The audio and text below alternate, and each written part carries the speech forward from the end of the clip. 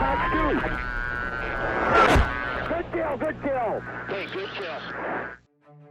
A jack of all trades is a master of none, but oftentimes better than a master of one. And that has never been more true than the F-18C Hornet. I've often described the Hornet as one of the best modules to start with if you're getting into DCS, and that's mostly because of the fact that the Hornet can literally do everything. The Hornet's unmatched multi-role capability means it can be useful and deadly in almost all combat environments. Today we're going to go ahead and push the Hornet to its maximum potential in the high off-bore sight AIM-9X fight against the Chinese J-16 flanker and the Russian AA-11 archer. And just keep in mind that if you want to pick up the Hornet, using the code GROWLING will give you 10% off at checkout. Alright guys, let's go ahead and get started.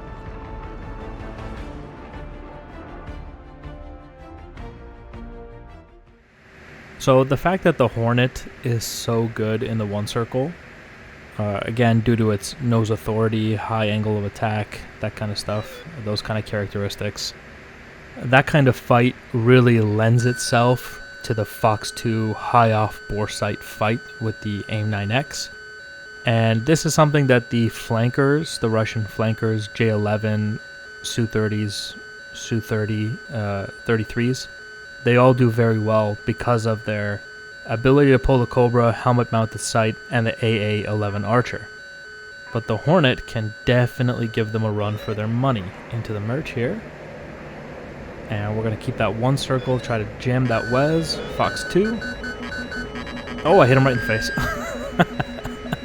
Nice. I didn't think that was, I thought that was too close, but his missile went right underneath and mine hit him in the face. He is still flying.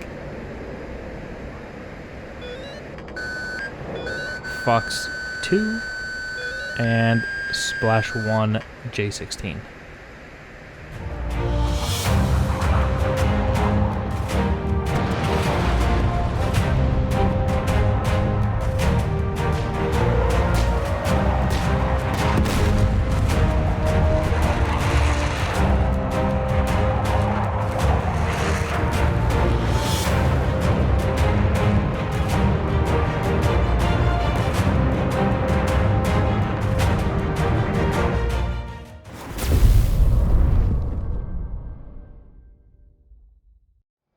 Now we all know that the flanker series, you know, the Su-27, Su-33, Su-35, all these, and by extension the Chinese flankers, the J-11s, J-16s, all these guys, very, very formidable fighters in the one circle.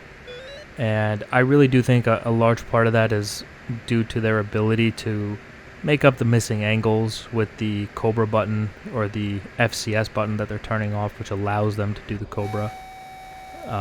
And that really, the high AOA capabilities of the flanker really does make the Fox 2 fight very dangerous against them. But like I said, the Hornet is the one aircraft on the NATO side which in my opinion makes very quick work of just about everything it merges with. And we'll try to prove that again here into the merge. And once again, we're keeping him one circle. He has the sun at his back, which is going to be a big advantage for him.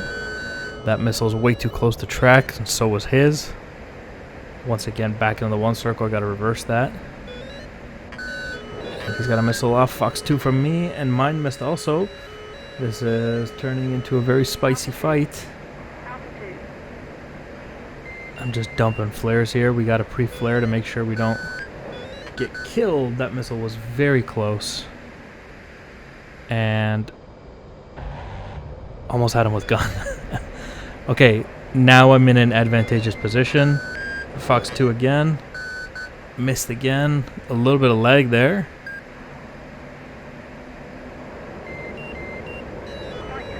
Oh, wow.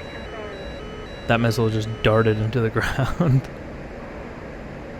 And we got him over there trying not to hit the water, and this is going to be an easy kill finally. Fox 2 and Splash 1 J-16. The only reason we're still here is because the Wes was completely jammed on those missiles. Oh, my bad, my bad.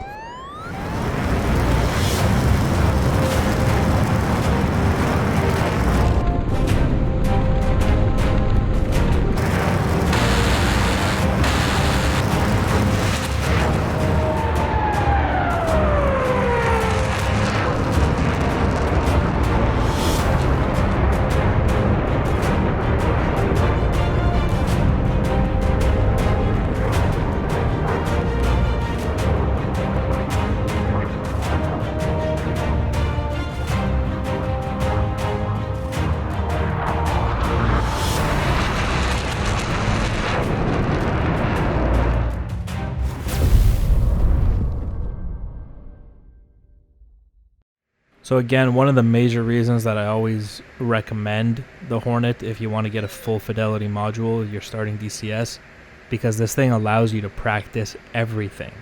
You know, it can do naval operations, land-based operations. It's got so many weapons for every task. You got to manage your own radar. It really is the best way to learn how to do everything. Then you don't have to go and buy 100 modules. You can learn everything with just this one. So that is the main reason why I recommend the Hornet if you're just getting started. And again, the Hornet is very, very good at everything it does. It's just not a master, right? Into the merge. And look at that. Fox 2, that's going to be way too close. And right here, oh boy. He actually might have had a gun solution there, but he didn't react in time. And I was late, and this missile's good.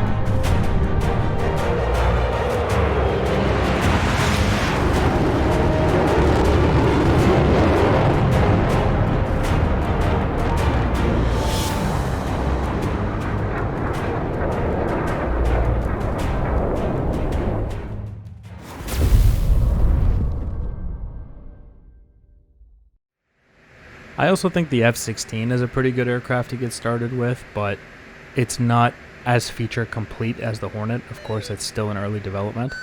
So that's why I recommend the Hornet over the Viper, although the Viper is still fantastic. If you are passionate about the Viper, like you grew up loving F-16s, then get that by all means. It's still got plenty of stuff for you to learn and practice and get started with. Most importantly, guys, forget about capability. Get something you like. You know, that's the main important thing. Get an aircraft that you're passionate about. Into the merge here. And once again, one circle. This time we're using a bit of the vertical. And we got Tone, that's a Fox 2. Guns. Almost had him with gun there. So close. That missile did not track. That one did not track. As long as he can jam that Wes, none of those 9Xs are going to hit him. Here we go. Nope, we're still too close. And I thought he would fall in front of the nose, but he's lucky not to have. But here we go. This looks good. As he climbs up, that's what I think he'll do, and it does appear to be what he's doing. Fox 2. Right in the ass. Splash 1, J-16. A very good fight. Well done. Took me a lot of missiles to get that kill.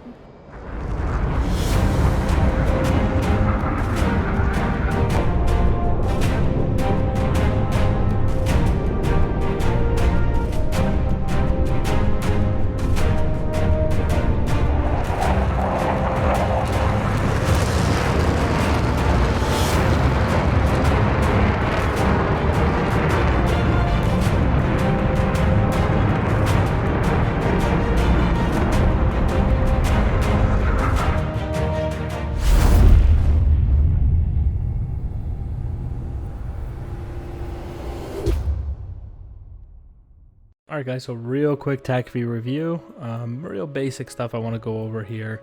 Let's get rid of this real quick.